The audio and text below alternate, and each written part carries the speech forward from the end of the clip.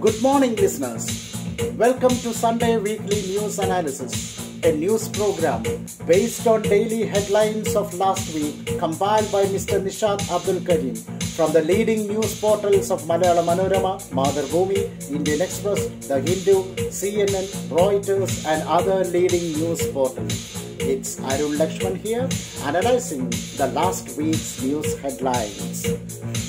First, let's analyze the COVID-19 news.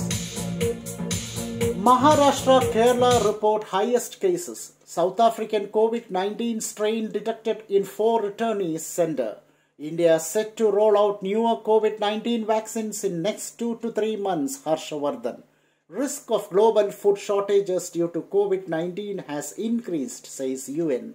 COVID-19 pandemic. China refused to give data to WHO team. So it is seen that COVID-19 has its own aftermath, and that is what the UN has pointed out, and they refer to the state of famine that may occur in the world. We should all follow the COVID-19 health rules. Thank God that vaccination has arrived, and let's all be very optimistic. Now let's analyze the regional news.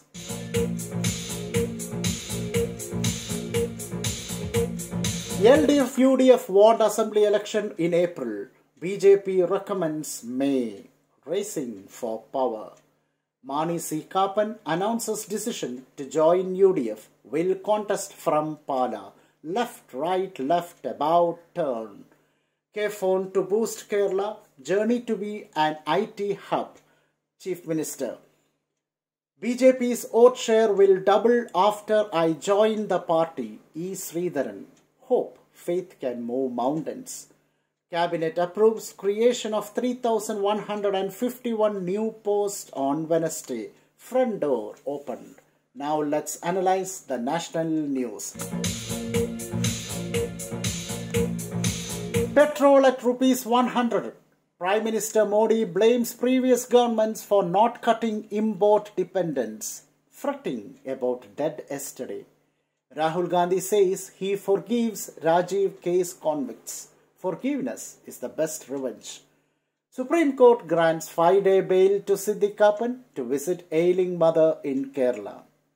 Narendra Modi greets Kerala, launches rupees 6,100 crore worth projects. Will lotus bloom in April? No news in Manipur as journalists cease work protesting attack on Daily Poknafam. Silent revolt of the Fourth Estate. Now let's analyze the international news. Ghana declares new Ebola outbreak. Sequel to Corona.